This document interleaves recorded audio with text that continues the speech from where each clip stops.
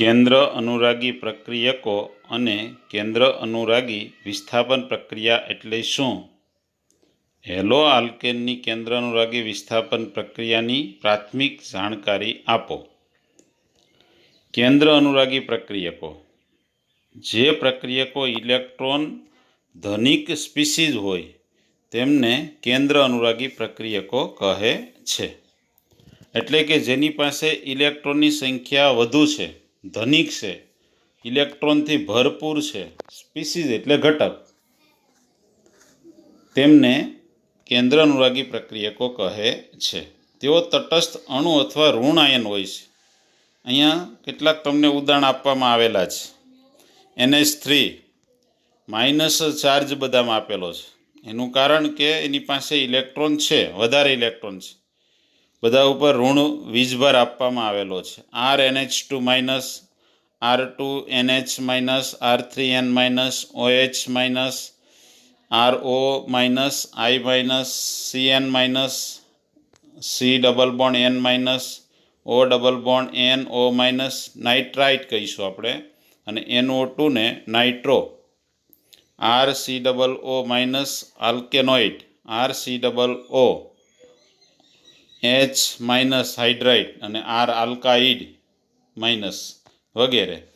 તો આની પાસે, આવા આયનો પાસે ઇલેક્ટ્રોન વધુ છે, એટલે એ ધનિક સ્પીસીઝ કહેવાય.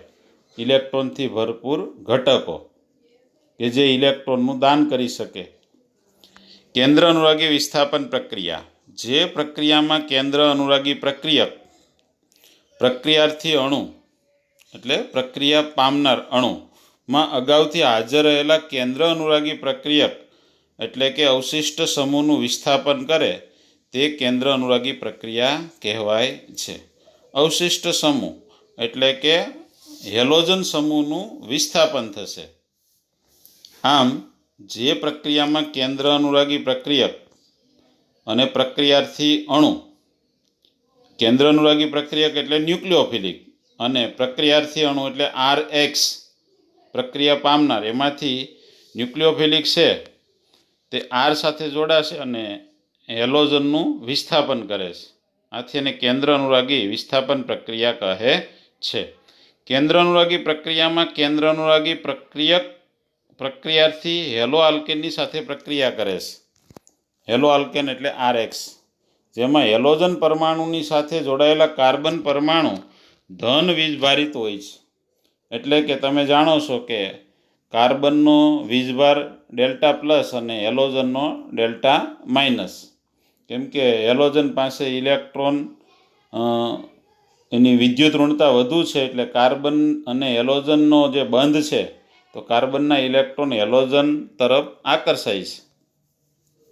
એટલે કેન્દ્ર અનુરાગી પ્રક્રિયકમાં પ્રક્રિયાથી હેલો આલ્કેન સાથે પ્રક્રિયા કરે છે, જેમાં હેલોજન પરમાણુ જોડાયેલો કાર્બન પરમાણુ ધન વીજભારિત હોય છે અને હેલોજન ઋણ વીજભારિત બને છે. હેલો આલ્કેનની કેન્દ્ર અનુરાગી વિસ્થાપન પ્રક્રિયા થાય ત્યારે હેલોજન પરમાણુ હેલાઇડ આયન તરીકે દૂર થાય છે, એટલે X માઇનસ તરીકે દૂર થાય છે. આ હેલાઇડ આયનને અવશિષ્ટ એટલે કે દૂર થનાર સમૂહ કહેવાય છે. હેલો આલ્કેનની કેન્દ્ર અનુરાગી વિસ્થાપન પ્રક્રિયા સાથે કરવાથી હેલાઇડ દૂર થઈને હેલાઇડના સ્થાને કેન્દ્ર અનુરાગી જોડાઈને નિપજ બને છે. તે પ્રક્રિયા હેલો આલ્કેનની કેન્દ્ર અનુરાગી વિસ્થાપન પ્રક્રિયા કહેવાય છે. તો આપણે ઉદાહરણથી સમજીએ તો કેન્દ્ર અનુરાગી પ્રક્રિયક એટલે ન્યુક્લિયોફિલિક કે જે ઇલેક્ટ્રોન ધનિક છે. આપણે ઉપર જે ઉદાહરણો જોયા બધા ઇલેક્ટ્રોન ધનિક સ્પીસીઝ, તો NU તરીકે તે બધા આયનો હોય. હવે હેલો આલ્કેન એટલે હેલોજન એટલે X અને આલ્કેન એટલે કાર્બન એટલે R તરીકે CH3 હોય. ત્યાં કાર્બન સાથે 3 બોન્ડ ડાબી બાજુ છે જ, એટલે CH3 અને X. હવે X એ અવશિષ્ટ સમૂહ છે, દૂર થનારો, એટલે ન્યુક્લિયોફિલિક છે તે ઇલેક્ટ્રોનથી ભરપૂર છે. તે કાર્બન ઉપર એટેક કરી અને કાર્બન સાથે જોડાશે અને હેલોજનનું વિસ્થાપન કરશે.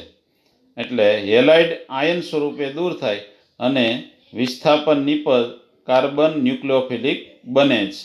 આ પ્રક્રિયામાં હેલોજન સાથેનો કાર્બન જે છે તેનું સંકરણ sp3 હશે, કારણ કે કાર્બનને 4 બોન્ડ આવેલા છે, એટલે તમે જાણો છો કે એનું સંકરણ sp3 હોય છે.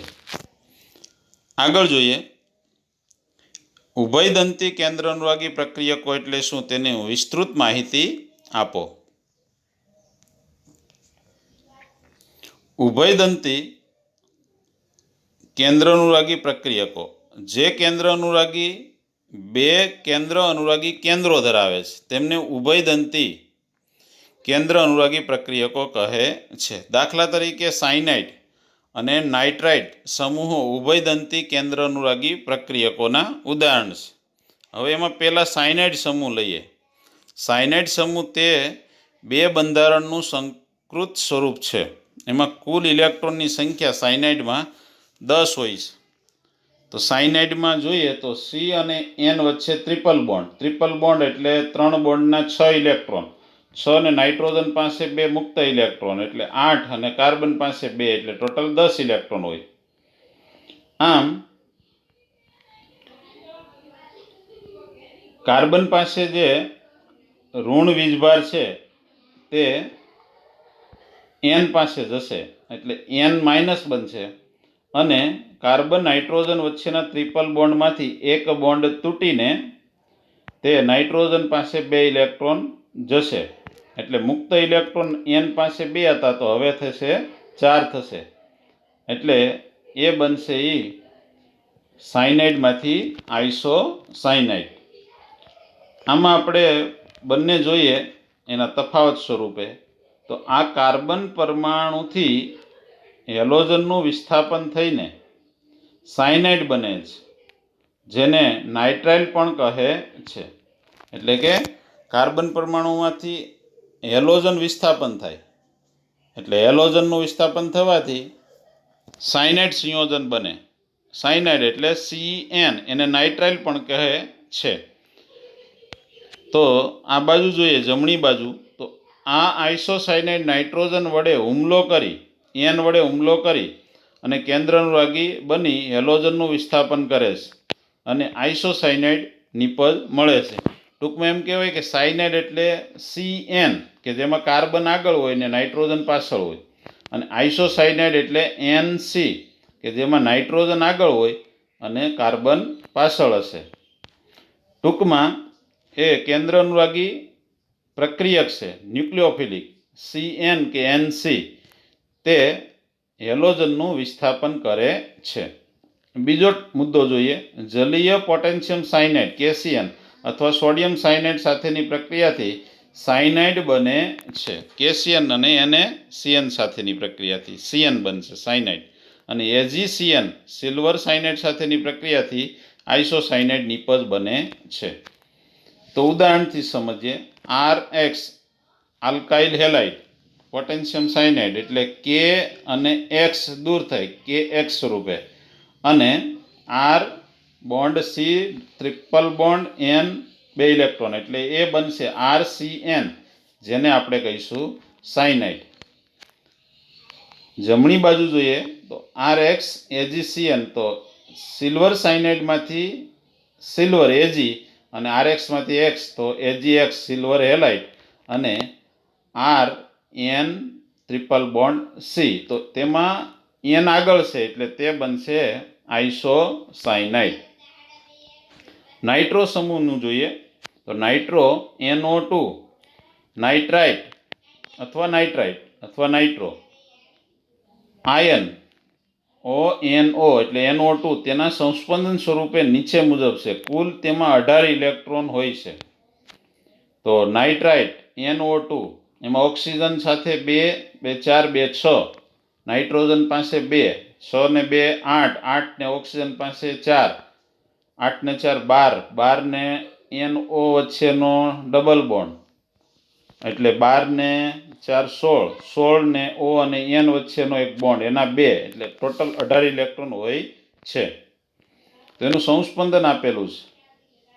હવે સંસ્પંદનની અંદર O અને N વચ્ચે સિંગલ બોન્ડ છે ત્યાં ડબલ બોન્ડ થશે. ઓક્સિજનના 6 ઇલેક્ટ્રોનમાંથી 2 ઇલેક્ટ્રોન છે તે ઉમેરાશે એટલે O અને N વચ્ચે ડબલ બોન્ડ થશે.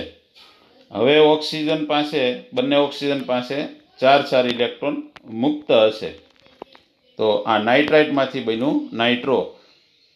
તે ઓક્સિજન પરમાણુથી જોડાય છે. નાઇટ્રોજન ઓક્સિજન સાથે જોડાય છે એટલે કે ઓક્સિજન પરમાણુથી નાઇટ્રોજન જોડાય છે. તે નાઇટ્રોજન પરમાણુથી જોડાય છે. કોણ? તો કે ઓક્સિજન. ઓક્સિજન છે નાઇટ્રોજન પરમાણુથી જોડાય છે. બીજું જોઈએ તો KNO2 પોટેશિયમ નાઇટ્રેટ જેવા પ્રક્રિયક કેન્દ્ર અનુરાગી નાઇટ્રાઇટ આપે છે. એટલે કે K+NO2- કેન્દ્ર અનુરાગી એટલે ઇલેક્ટ્રોન ધનિક. AgNO2 જેવા પ્રક્રિયક કેન્દ્ર અનુરાગી નાઇટ્રો બનાવે છે NO2 સ્વરૂપે, જે ઉપર ઉદાહરણોમાં આપણે જોયા છે. હેલો આલ્કેનમાંથી RONO એટલે RNO2 આલ્કાઇલ નાઇટ્રાઇટ નિપજ બને, જેમાં CON બનશે. તો એનું ઉદાહરણ આપેલું છે RX NaNO2 sodium nitrite. Na અને X દૂર થાય તો RNO2, એમાં ભૂલ છે, એક ઓક્સિજન વધારે છે, નિપજમાં આવશે RNO2. હેલો આલ્કેનમાંથી RNO2 નાઇટ્રો આલ્કેન નિપજ બને છે. ઓલામાં નાઇટ્રાઇટ નિપજ બનશે આલ્કાઇલ નાઇટ્રાઇટ, અને આમાં nitro alkane CNO. RX AgNO2 RNO2 અને AgX દૂર થશે સિલ્વર હેલાઇડ. આમ નાઇટ્રાઇટ આયન જોડાણના 2 જુદા જુદા સ્થાનો ધરાવતો હોવાથી ઉભયદંતી કેન્દ્ર અનુરાગી પ્રક્રિયક હોય છે. એટલે કે C અને N આ બંને જે છે, એકવાર કાર્બન અને એકવાર નાઇટ્રોજન, બંને જે છે તે જુદા જુદા 2 સ્થાનો ધરાવે છે જોડાણ માટેના. તેથી તેને ઉભયદંતી કેન્દ્ર અનુરાગી પ્રક્રિયક કહે છે. એક સાયનાઇડ અને બીજો આઇસોસાયનાઇડ.